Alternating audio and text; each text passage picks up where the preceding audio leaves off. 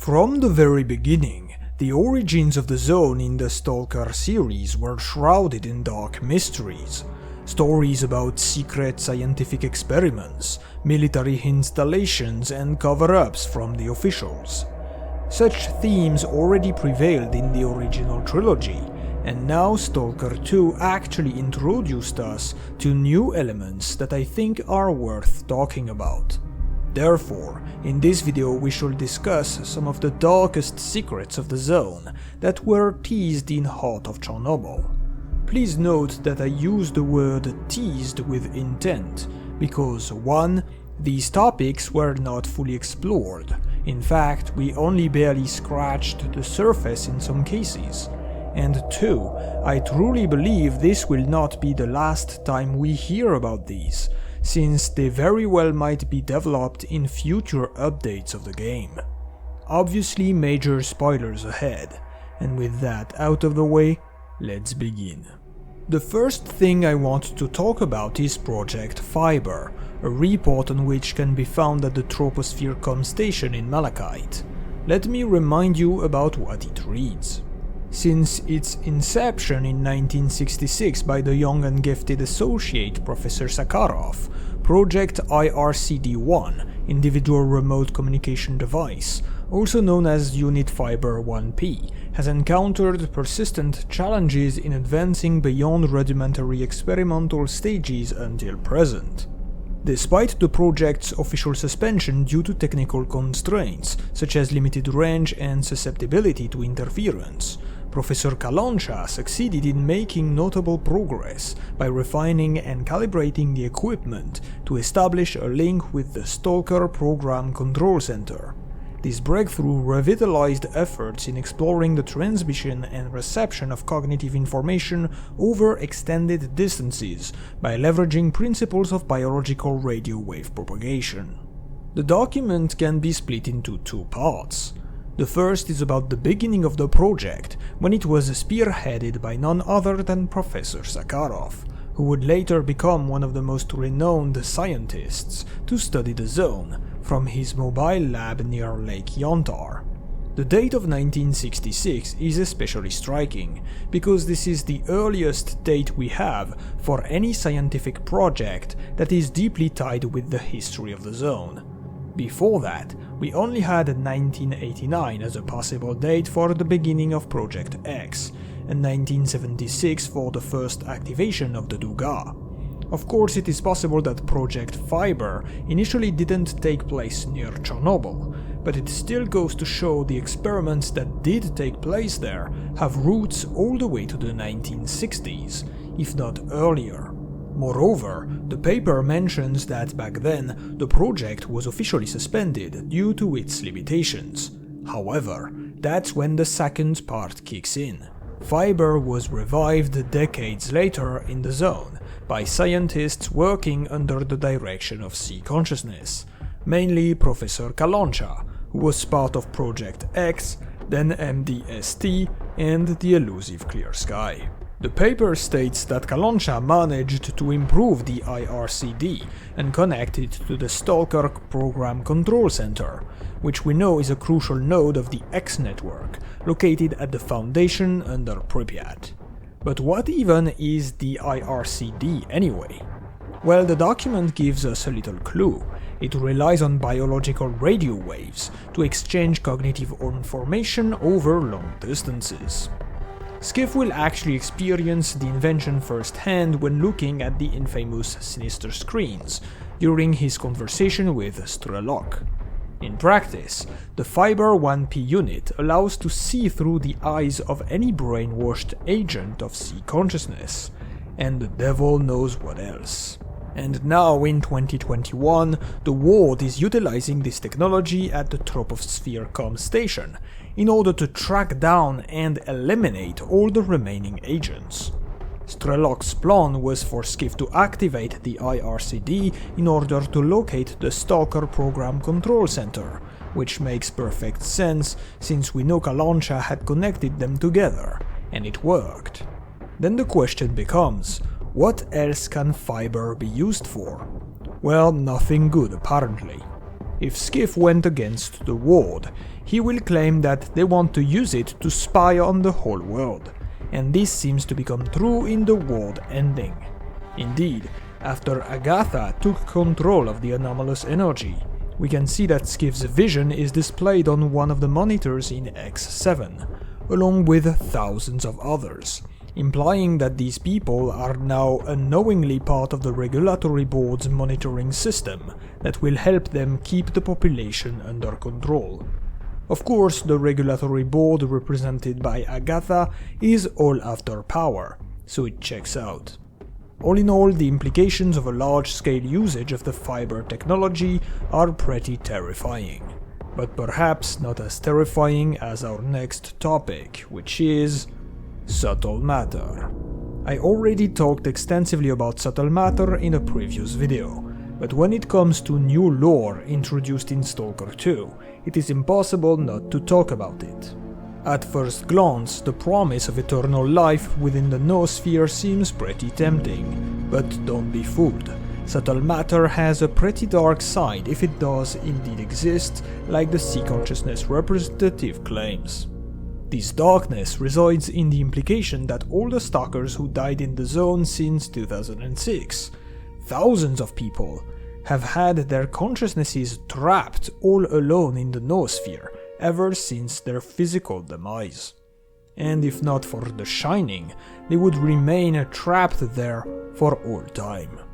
Can you imagine an eternity of solitude in complete darkness after death?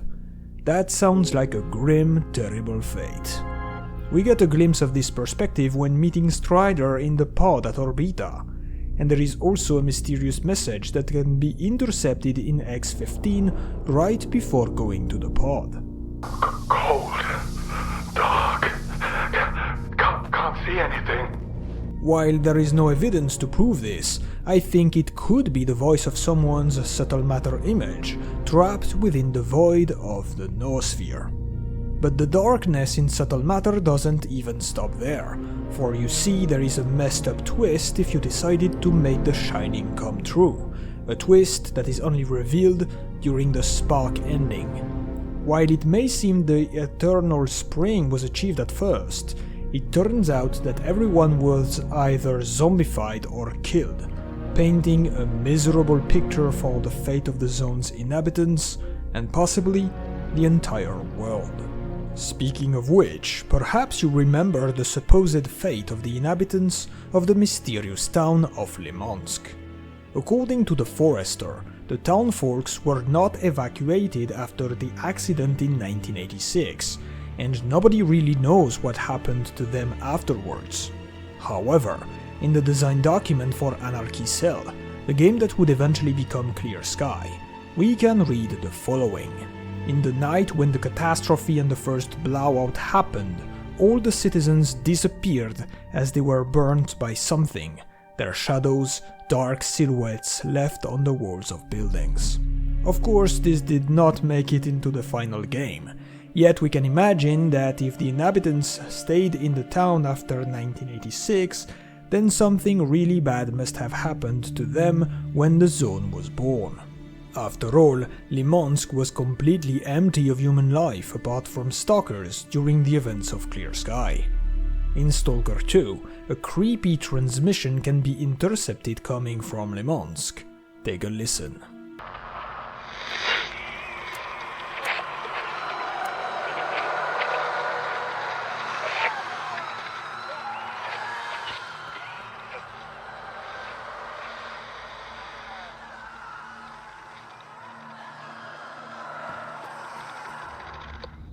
This signal was first detected by Malachite, prompting its director Ozersky to send some sparkers to record it from as close to the town as possible. Unfortunately, they all died.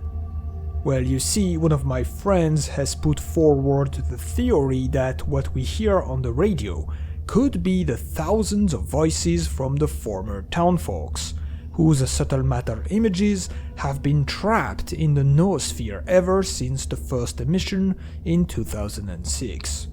Perhaps the consciousnesses of all those who died during a blowout are twisted and merged together, forming this creepy chorus of voices. In fact, S.T.A.L.K.E.R 2 gave us a glimpse at some new, interesting information about the emissions. After you complete Victoria's quest about Lefty and Blizzard, she will ask Skiff to help another Malachite scientist called Trachuk.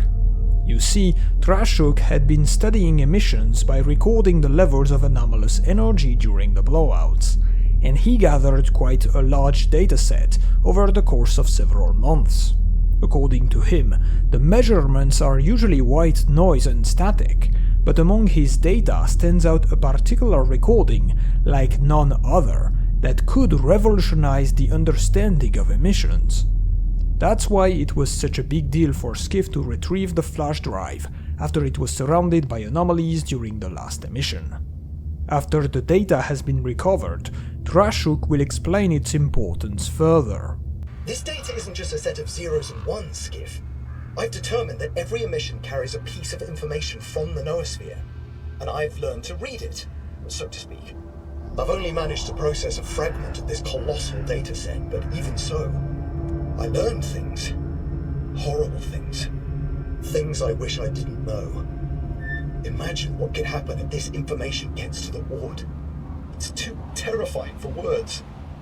So far we can only guess as to what he's referring to. Subtle matter, the sentience of the zone, or perhaps something worse. I wonder what GSC had in mind when they wrote this dialogue, but it's definitely hinting at something very sinister. Do you know what else is sinister? Laboratory X5 and the secrets it contains. This is where such projects like the Leash and other horrible experiments on mutants were carried out. Starting with the Controller project, the scientists managed to drastically increase the Psi abilities of human test subjects, turning them into the infamous Controller mutants.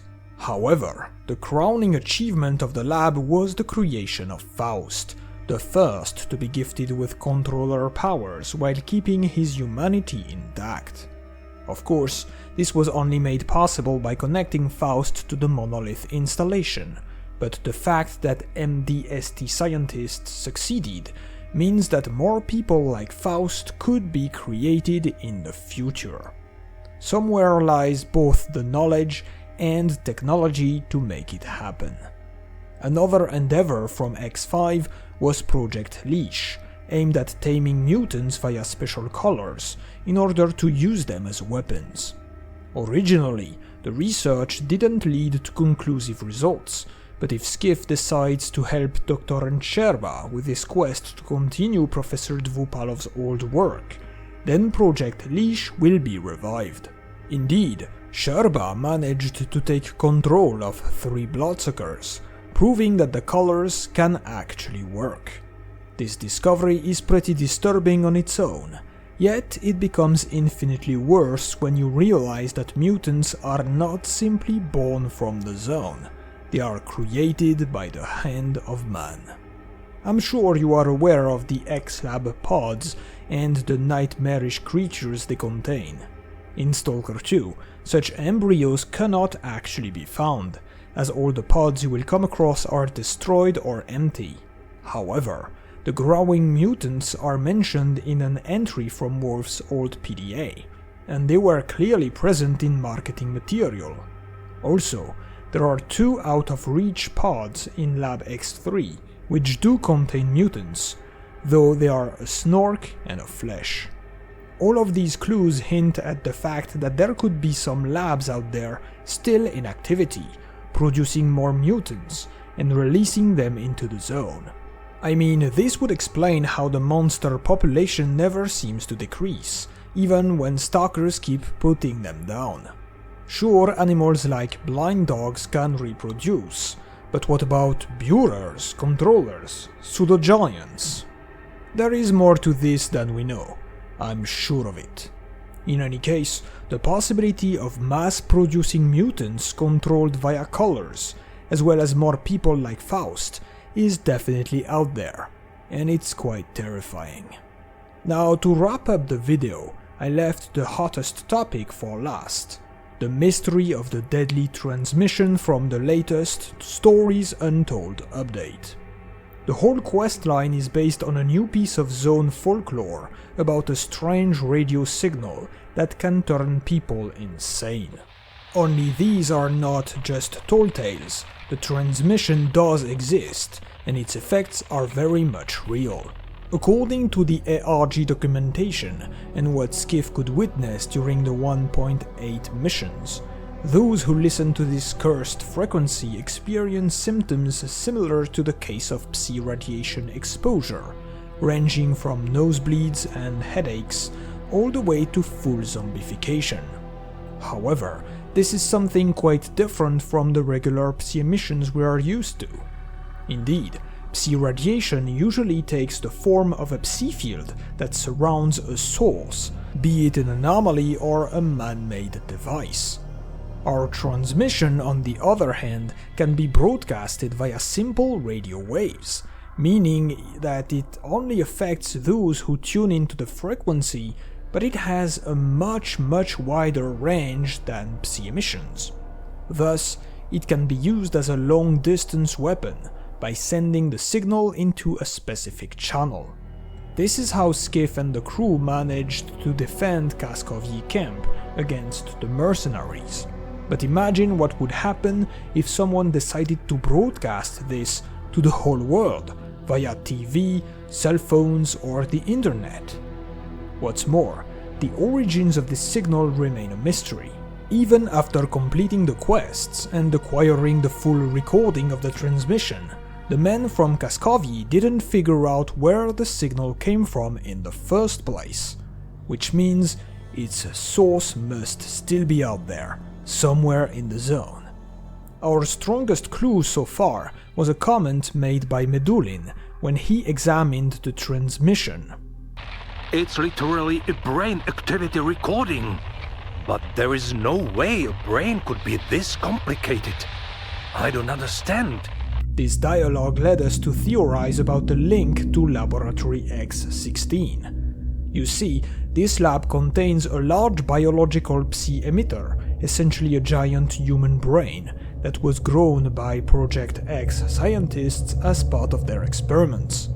This installation was deactivated in 2012, during the time of Shadow of Chernobyl, and we don't know what happened to it since, as X-16 is not accessible in S.T.A.L.K.E.R 2, at least not yet. What if the pseudo-brain somehow activated again and started sending this signal all over the zone? This is very much possible, especially since it wouldn't be the first time, and considering one of the NK groups tasked to investigate on the matter was sent directly to Yantar, right next to X-16. Basically, there are elements to suggest the lab will come back in the upcoming story expansion, along with Lymansk, which could also be connected to the strange signal. But I guess we will see about that in due time.